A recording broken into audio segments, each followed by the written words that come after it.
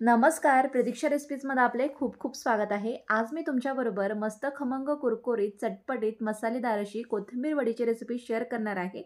वेगवेगळ्या प्रकारची कोथिंबीर वडी तुम्ही नक्कीच बनवून खाल्ली असेल, पण एकदा ही अशी मसालेदार आणि टिकणारी छान खमंग अशी कोथिंबीर वडी नक्की करून बघा. तुम्हाला हमखास आवडेल. खूप छान क्रिस्पी अशी ही बनवून तयार होते आणि रेसिपीला आता सुरुवात करूया. त्या अगोदर चॅनलला सबस्क्राईब करा आणि शेजारील बेल आयकॉनवर क्लिक करायला विसरू नका।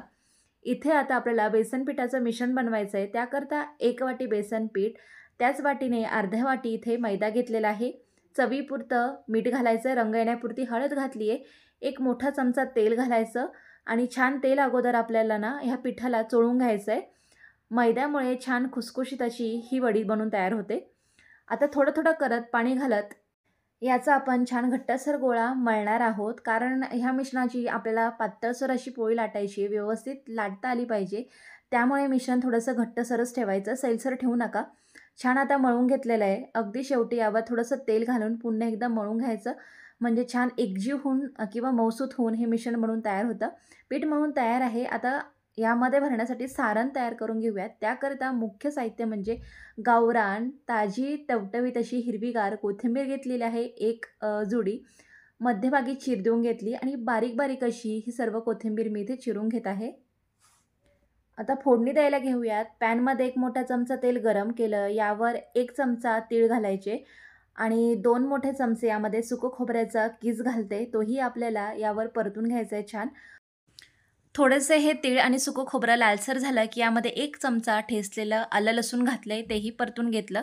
सुक्या मसाल्यांमध्ये अर्धा चमचा लाल तिखट, थोडीशी हळद, 1 चमचा धनेपूड, 1 मोठा चमचा कांदे लसूण मसाला। आता हे छान जळू नये म्हणून परतून घेते। आणखी यामध्ये अर्धा चमचा गरम मसाला घातलाय आणि इथे 1 मोठा चमचा ना डाळीचं पीठ घातलंय, हरभरा डाळीचं, जेणेकरून मिश्रणाला छान दाटसरपणा येईल आणि चवही छान लागेल। मिश्रण डाळीच्या पिठामुळे ना छान मिळून येतं, एकजीव होतं। आता छान तेही मी इथे भाजून घेत आहे। आता यामध्ये ना चवीपुरतं मीठ घालायचं, अर्ध्या लिंबाचा रस पिळून घेते, जेणेकरून हा मसाला छान चटपटीत बनून तयार होतो।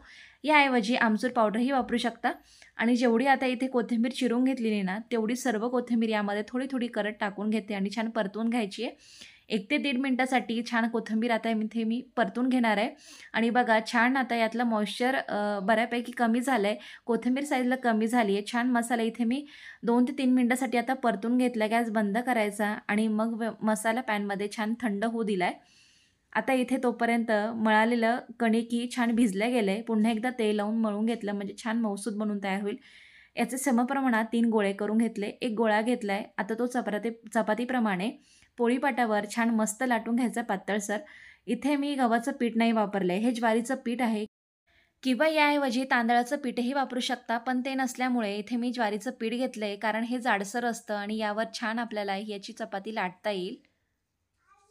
जेवढी शक्य होईल तितकी याची मी पातळसर अशी चपाती लाटून घेतलेली आहे। आता यामध्ये ना आपण मसाला घालणार आहोत।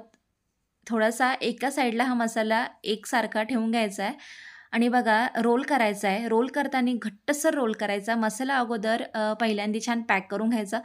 याच्या कडा अशा दाबून घ्यायच्या, जेणेकरून यातनं मसाला निघणार नाही रोल करताना।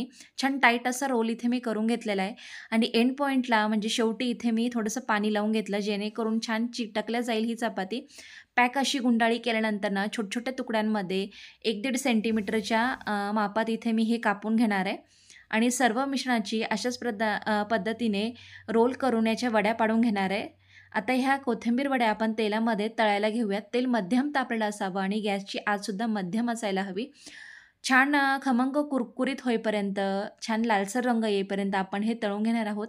कडेची कोथिंबीर आहे ना, ती थोडीशी जास्त तळल्या जाते किंवा हलकीशी जळायलासुद्धा जाते, पण आतमध्ये मात्र जास्त जळकट होत नाही किंवा आतमध्ये जास्त कोथिंबीर तळल्या जात नाही। खूप छान चव याची बनवून तयार होते। रेसिपी नक्की करून बघा, तुम्हाला आवडेल। केल्यानंतर कशी झाली हे कमेंटद्वारे कळवा। व्हिडिओ आवडल्यास रेसिपीला लाईक, शेअर आणि चॅनलला सबस्क्राईब करा। व्हिडिओ बघितल्याबद्दल धन्यवाद।